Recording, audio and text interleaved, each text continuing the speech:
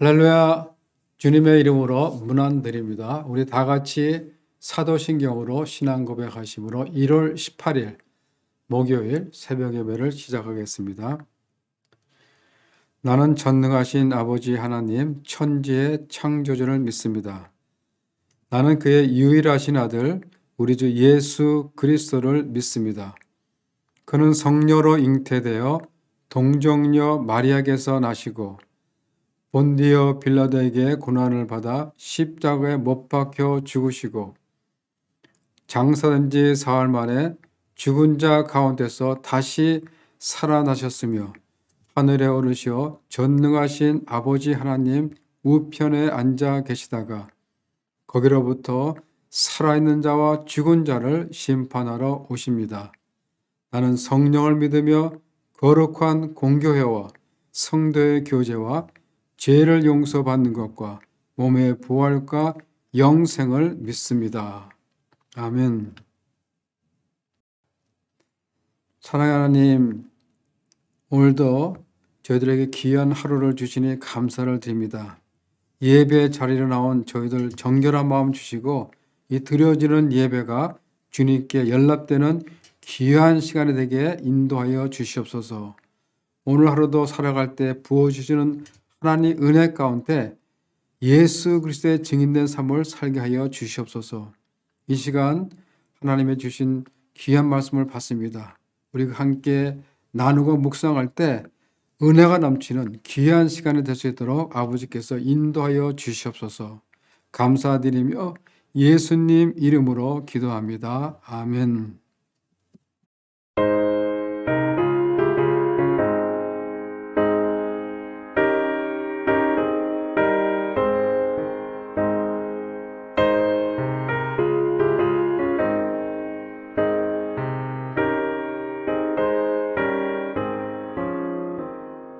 인내하신 구세주여 내가 비오니 죄인으로 하실 때에 날 부르소서. 주여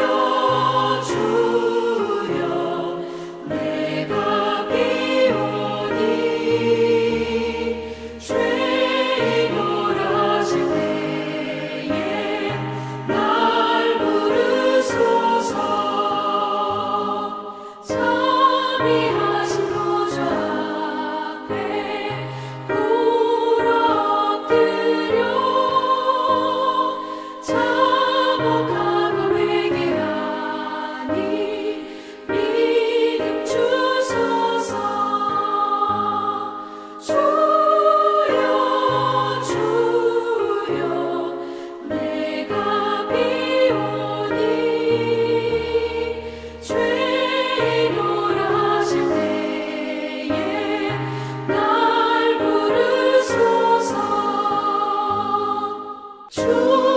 몸으로 의지하여 주께 가오니 상한 마음을 고치시고 구원하소서. 주여 주여 내가 비오니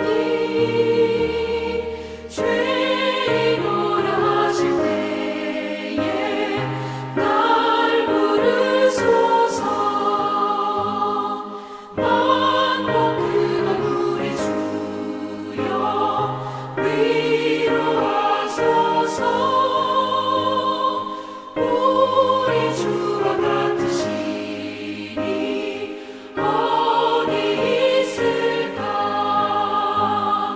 주여 주여 내가 비오니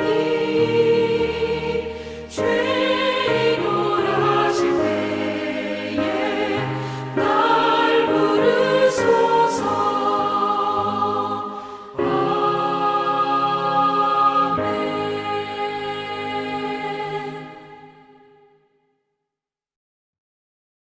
오늘 우리에게 주신 하나님의 말씀은 창세기 3장 17절부터 24절 말씀입니다. 제가 봉독해 드리겠습니다. 아담에게 이르시되 내가 내 아내의 말을 듣고 내가 내게 먹지 말라 한 나무의 열매를 먹었은즉 땅은 너로 말미암아 저주를 받고 너는 내 평생에 수고하여 그 소산을 먹으리라. 땅이 내게 가시덤불과 엉겅퀴를 낼 것이라. 내가 먹을 것은 밭의 채소인즉 내가 흙으로 돌아갈 때까지 얼굴에 땀을 흘려야 먹을 것을 먹으리니 내가 그것에서 취함을 입었음이라. 너는 흙이니 흙으로 돌아갈 것이니라 하시니라. 아담이 그의 아내 이름을 하와라 불렀으니 그는 모든 산자의 어머니가 됨이더라. 여호와 하나님이 아담과 그의 아내를 위하여 가죽옷을 지어 입히시니라. 여호와 하나님이 이르시되 보라 이 사람이 선악을 아는 일에 우리 중 하나같이 되었으니 그가 그의 손을 들어 생명나무 열매도 따먹고 영생할까 하노라 하시고 여호와 하나님이 에덴 동산에서 그를 내보내어 그의 근원이 된 땅을 갈게 하시니라. 이같이 하나님이 그 사람을 쫓아내시고 에덴 동산 동쪽에 그룹들과 두루 도는 불칼을 두어 생명나무의 길을 지키게 하시니라. 아멘. 세상에서 인간이 해결할 수 없는 세 가지 문제가 있습니다. 그것이 뭐냐면 죄, 죽음, 그리고 고통의 문제입니다. 우리 모든 인간은 이 세 가지 문제와 평생도록 씨름하면서 살아가다가 최후의 인생을 맞이하게 됩니다. 우리가 이 세 가지를 경험할 수밖에 없는 이유는 다른 것이 아니고 바로 죄 때문이라는 것입니다. 죄는 우리가 겪는 삶의 모든 문제의 뿌리가 됩니다. 그러면 죄는 어디서부터 시작되었나? 우리 인류의 시조인 아담과 하와는 본래 에덴 동산에서 복을 누리며 평화롭게 살 수가 있었습니다. 그러나 하나님께서 먹지 말라고 명하신 그 선악과를 따먹음으로써 죄가 시작된 것입니다. 아담과 하와의 범죄로 인하여 하나님과의 관계가 단절되었고 그리고 온 인류는 그로 말미암아 죄 가운데 있게 되었던 것입니다. 아담과 하와가 죄를 짓고 난 뒤에 어떤 상태가 되었습니까? 7절에 보면 이에 그들의 눈이 밝아져 자기들의 몸이 벗은 줄을 알고 무화과 나무 잎을 엮고 치마로 삼았더라. 죄를 짓기 전에는 벗었으나 부끄러움이 없었습니다. 그러나 죄로 인한 그 세상적인 수치로 나뭇잎으로 몸을 가리었으나 하지만 영적 수치는 가릴 수가 없는 것입니다. 그래서 하나님의 음성을 듣고 나무 뒤로 몸을 숨겼습니다. 이제 하나님의 영광이 떠나고 없는 그 몸을 나뭇잎으로 가리는 것이 부족했는지 나무 뒤로 몸을 숨겼던 것입니다. 그때 하나님이 찾아오시죠. 그리고 이렇게 물으십니다. 아담아, 내가 어디 있느냐? 하나님께서 그들이 어디에 있는지 몰라서 물으신 것이 아니죠. 하나님은 아담과 하와의 상태를 물으신 것입니다. 선과 악을 따먹은 아담과 하와는 두려워서 하나님의 낯을 피하여 동산 나무 사이에 숨었던 것입니다. 예전 같으면 하나님의 음성을 들으면 너무 기뻐서 제가 여기 있습니다 라고 대답을 했었을 텐데 죄를 짓고 보니 뭐예요? 두려움이 다가온 것입니다. 그래서 하나님의 음성을 듣고 숨었던 것입니다. 우리가 잘 아는 요나도 보면 니느웨로 가라는 하나님의 말씀을 거역하고 하나님의 얼굴을 피하여 그 반대쪽인 다시스로 가는 배를 탔습니다. 요나는 보이지 않는 배 밑창에 숨었으나 하나님의 얼굴을 피할 수가 없었습니다. 요나가 탄 배는 하나님께서 일으킨 풍랑을 만나게 되었고 결국 요나는 하나님의 명령을 거역한 죄로 인해서 바다에 던져지게 되었던 것입니다. 여러분, 사람이 죄를 지으면 얼굴을 들고 다니지 못합니다. 제대로 쳐다볼 수가 없는 것이죠. 남편이 아내에게, 아내가 남편에게, 그리고 성도가 성도에게 죄를 지으면 서로가 서로의 얼굴을 제대로 쳐다볼 수가 없죠. 그래서 하나님이 부르면 두려워서 숨게 되는 것입니다. 결국은 뭐예요? 하나님을 멀리하는 그런 결과를 낳게 되는 것입니다. 여러분, 죄를 지으면 다가오는 것이 무엇입니까?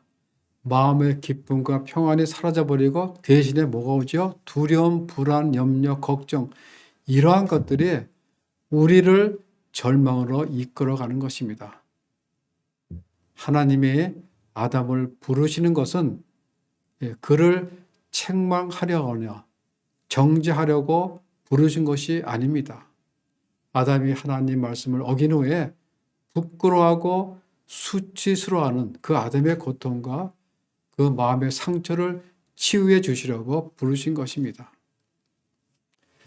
하나님께서는 죄인들을 찾아오셔서 그들의 죄가 무엇인지를 드러내시고 앞으로 어떻게 하면 살 수 있는지 소망을 보여주기 위해 아담을 부르신 것입니다. 하나님께서는 자신의 형상대로 지음받은 우리 인간들이 죄로 인해 멸망하는 것을 원하시지 않으십니다.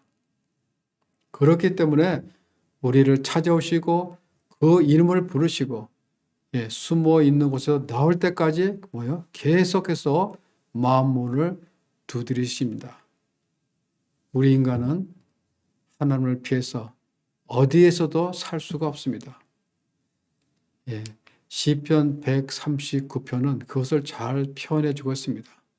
내가 주의 신을 떠나 어디로 가며 주의 앞에서 어디로 피하리이까.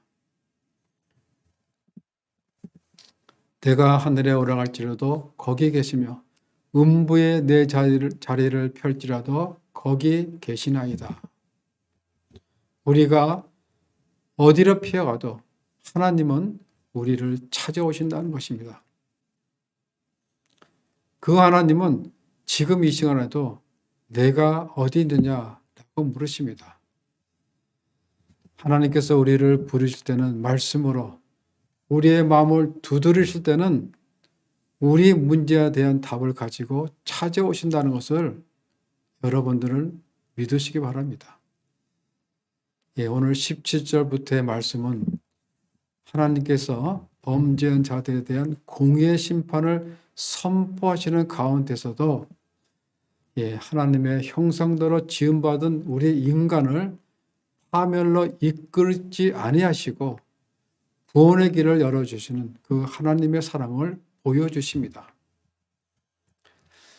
하나님은 세상을 심판하시는 힘과 권세, 그리고 온 우주를 창조하신 그 전능함보다 그분의 사랑이 더 크다는 것을 우리에게 보여주십니다. 그러나 하나님은 공의로우신 분이시기 때문에 죄에 대한 벌은 내리십니다.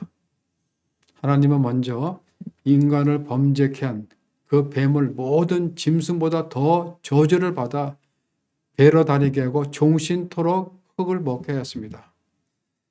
그리고 여자에 대해서는 잉태하는 고통을 주셨습니다. 본래 잉태와 해산은 하나님의 축복이었습니다.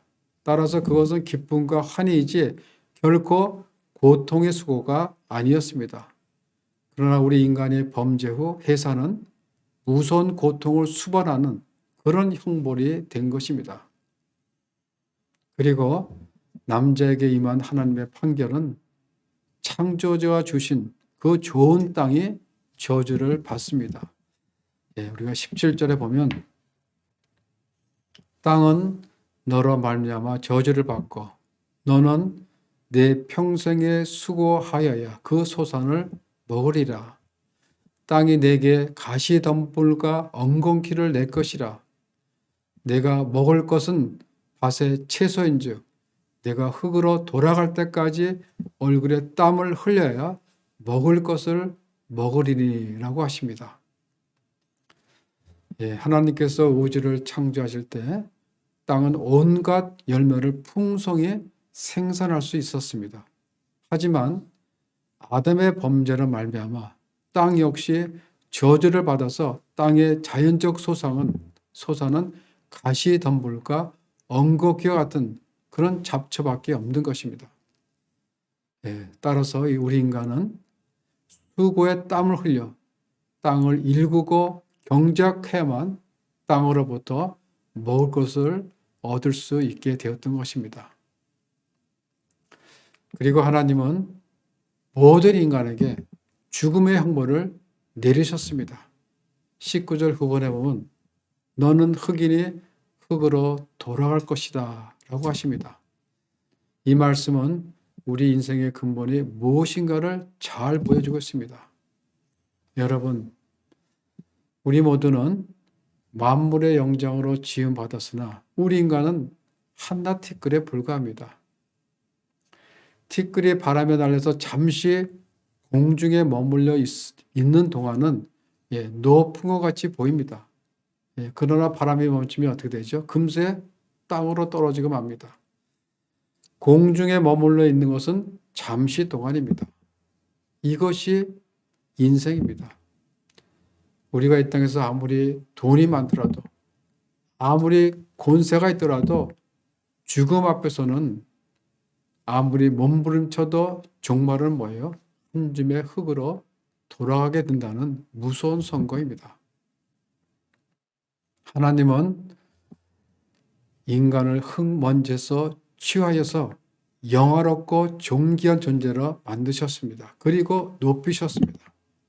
그러나 우리 인간은 자기 분수를 알지 못하고 교만에 빠져 범죄하였던 것입니다.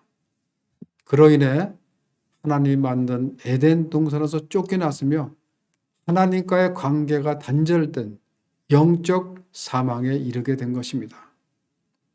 이처럼 인간이 범죄함으로 하나님을 떠난 결과는 비참하였습니다. 한순간에 모든 행복이 잃어버리고 죽음으로 가는 아무 소망 없는 그런 존재로 전락하게 된 것입니다.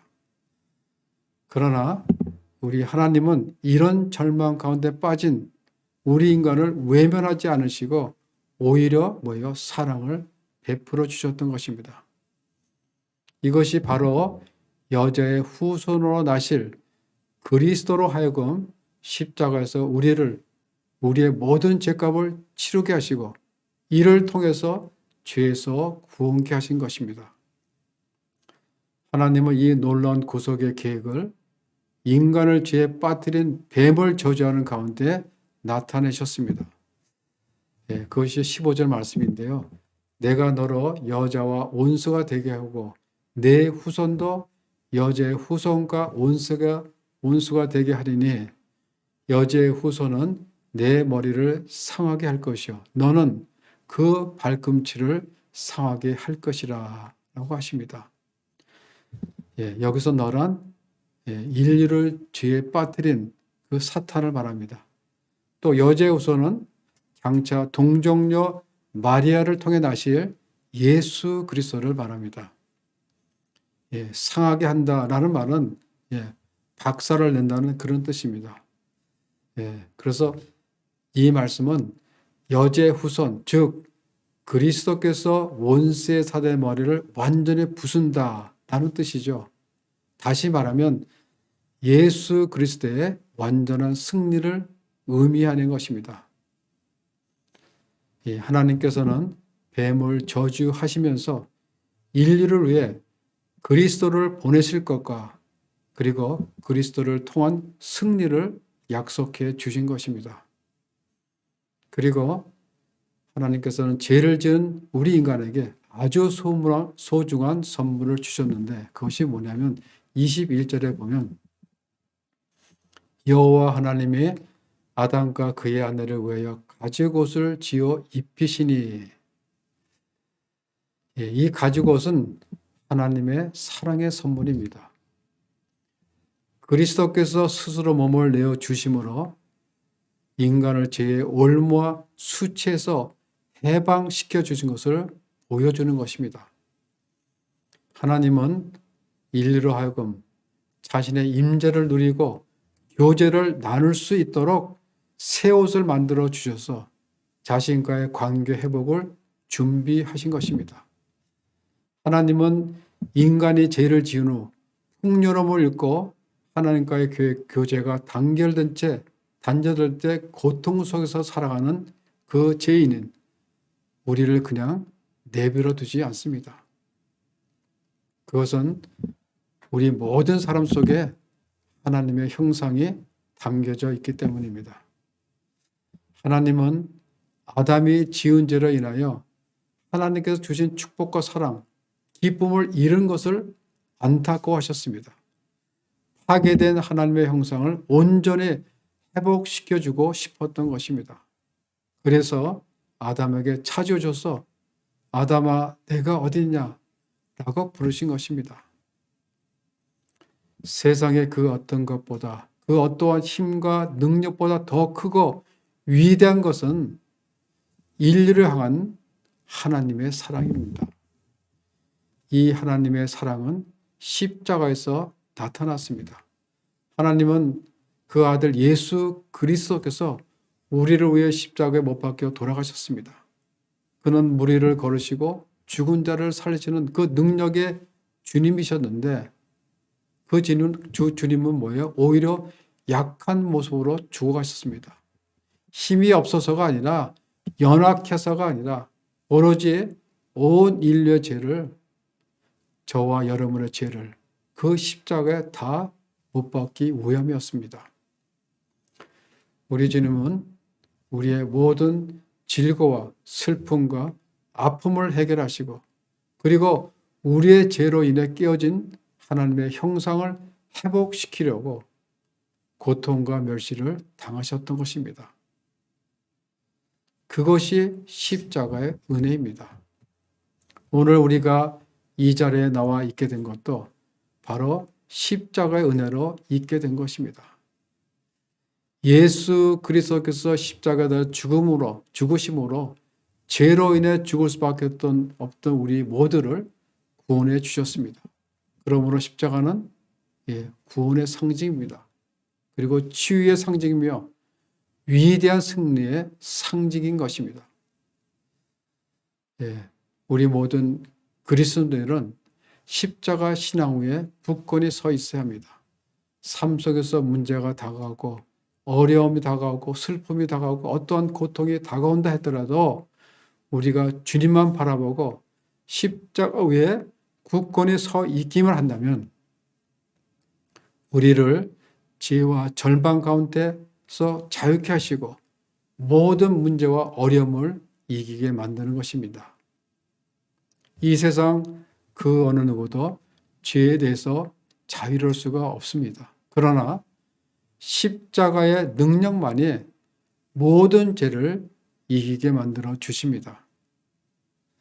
십자가에는 죄 사함의 은혜, 구원의 은혜가 있습니다.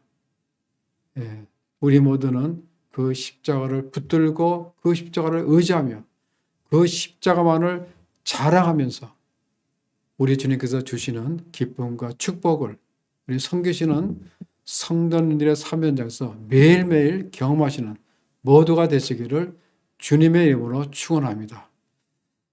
기도하겠습니다.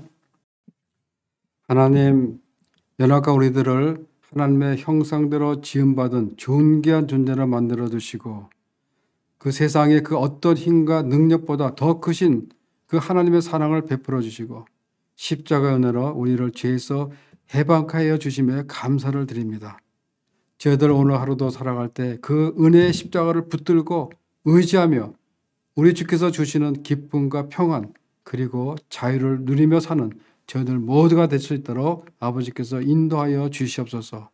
감사를 드리며 예수님 이름으로 기도드리옵나이다. 아멘.